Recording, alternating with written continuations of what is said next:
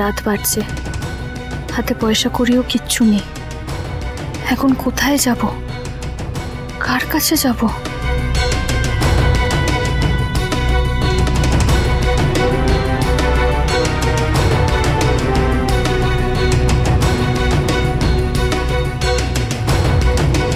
যাওয়ার জায়গা একটাই আছে। সারা পৃথিবীতে এমন একজন মানুষ আছে যে আমাকে কোনো পরিস্থিতিতেই ফিরিয়ে দেবে না, উল্টে আদর করে বুকে টেনে নেবে, কোনো প্রশ্ন না করে। আমাকে তার কাছেই যেতে হবে, কিন্তু আমি তার সঙ্গে যোগাযোগ করব কিভাবে? আমি ফোনটাও তো সঙ্গে আনিনি। এত রাতে ফোন পাবো কোথায়?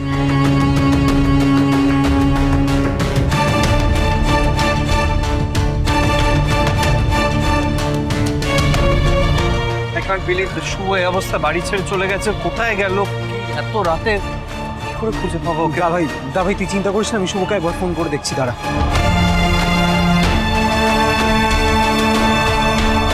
তুই কাকে ফোন করছিস? এই বর্ধা ভাই, শুভদি যে ফোনটা বাড়িতে ফেলে গেছে সেটা তো তুই জানিস। আরে তাহলে তো শুভর সঙ্গে কন্ট্যাক্ট করার কোনো উপায় নেই। আরে আমার প্রত্যেকটা তাস যে এভাবে কাজে লেগে যাবে আমি তো ভাবতেই পারিনি। ফোনও নেই শুভর কাছে, তার মানে শুভর সাথে কন্ট্যাক্টও করতে পারবে না।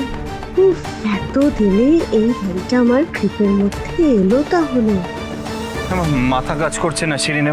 কি না না, শুভকে এই অবস্থায় একা ছাড়া যাবে না।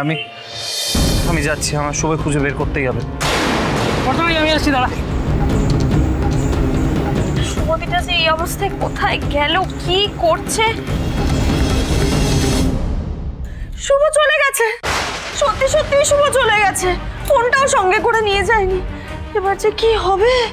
সে কি এত রাতে মেয়েটা কোথায় যাবে, কি করবে? ও মাই গড, মিসদা, হ্যাঁ এ তো সাংঘাতিক কথা রে। আমার প্রচন্ড টেনশন হচ্ছে রূপক, মেয়েটা তো ফোনটাও নিয়ে যায়নি, তাহলে কন্ট্যাক্ট করবো কি করে? আমার জন্য হলো, সব কিছু হলো আমার জন্য, আমার জন্য সব কিছু। আমায় ক্ষমা করে দিও বৌদি ভাই, ক্ষমা করো প্লিজ। আজ শুধু আমার জন্য এই সব কিছু ঘটে গেল, শুধু আমার বোকামির জন্য।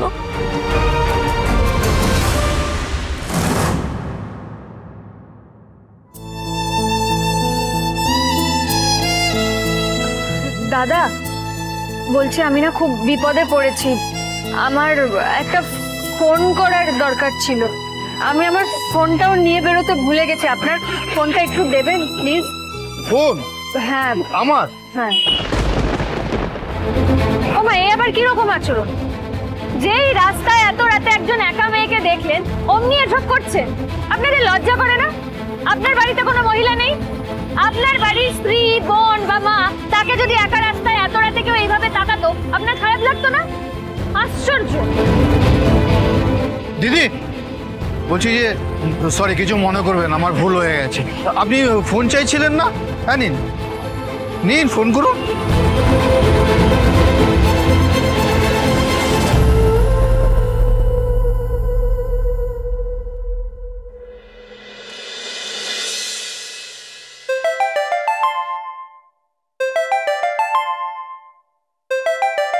কি ব্যাপার, এই সময় আবার কে ফোন করতে গেল? হ্যালো হ্যালো হ্যালো বাবা, আমি শুভ বলছি। কি তুই এই সময়?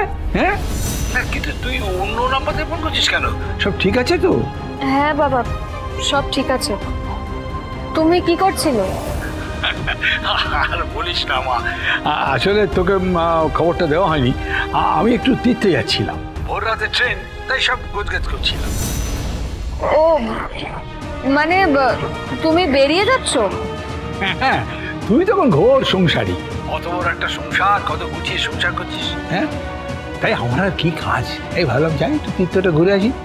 আচ্ছা বাবা, ঠিক আছে, তুমি সাবধানে যেও, কেমন? আমি ফোন করব তোমাকে।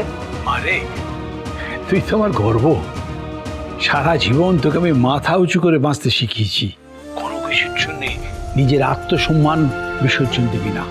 দেখ বয়স হয়েছে তো, তীর্থে যাচ্ছি, কি হয় বলা যায় না, তাই জীবনের এই সার কথাটা তোকে আমি বুঝিয়ে দিয়ে গেলাম। কেমন? বাবা দেখো, তুমি বাইরে যাচ্ছ, এরকম সময় এরকম অলক্ষণের কথা বলো না। তুমি সাবধানে যাও, নিজের খেয়াল রেখো। আর আমি বললাম তো তোমাকে ফোন করব, খবর নেব তোমার, কেমন? তুমি ভালোই ভালোই ফিরে এসো বাবা, তুমি সুস্থ থাকো, রাখছি।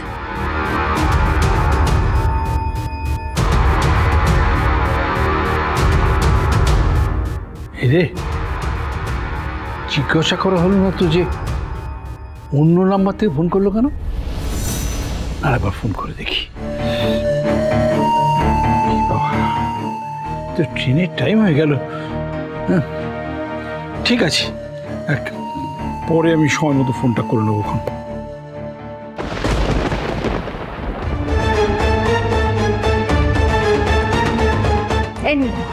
অনেক ধন্যবাদ, আপনি আমার বড় উপকার করলেন। সাবধানে বাড়ি ফিরবেন, রাস্তাঘাট তো ভালো নয়। বাড়ি?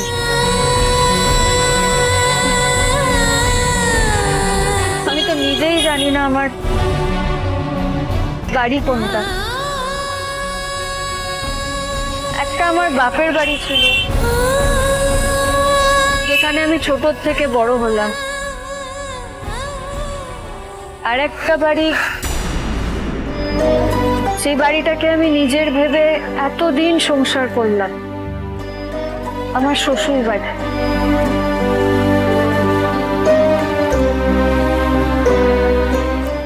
আমাকে এবার নিজের একটা বাড়ি বানাতে,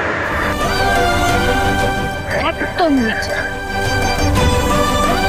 যেখানে আমি আমার দুই সন্তানকে নিয়ে একেবারে মাথা উঁচু করে বাঁচতে পারবো, আমার নিজের বাড়ি। শুভ!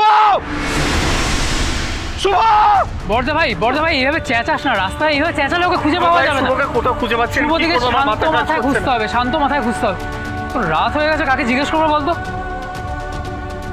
রোমিত কি করবো, আমার মাথায় আসছিলাম কিছু বুঝতে পারছি না। আরে শুভ কেমন জেদি, আমি মানলাম যে ছোট কাম্মার উপর রাগ করেছে, তাই বলে ও কেশবের কথা না ভেবে, আমার কথা না ভেবে হুট করে বাড়ি থেকে বেরিয়ে কি করে যেতে পারে? আরে না রে, শুভ দিকে এভাবে দোষ দেওয়া যায় না। আমি তো পুরো ব্যাপারটা দেখলাম। শুভ দিকে সবাই যাচ্ছে তাই ভাবে অপমান করলো, যা ইচ্ছা তাই বললো। আর ছোট কাম্মা তো শেষে হাত ধরে ঘর থেকে টেনে বার করে দিল। ন্যাচারালি হার্ট হয়েছে, এটা কি স্বাভাবিক নয়? আমি সবটা বুঝলাম রমিত, আমি সবটা বুঝলাম, কিন্তু তারপর বলে এইভাবে বাড়ি থেকে বেরিয়ে যাওয়াটা তো কোনো অপশন নয়। তুই জানিস ও আত্মসম্মান বোধ প্রচন্ড। একবার ও অ্যাটলিস্ট ক্ষমা চাই তো, কিসে এত জেদ? ও কেশবের কথাটা একবার ভাববে না, আমাদের কথাটা একবার ভাববে না, এবার হুট করে বাড়ি থেকে চলে যাবে। এখন কোথায় খুঁজে পাবো, কিছু মাথায় আসছে না রমিত।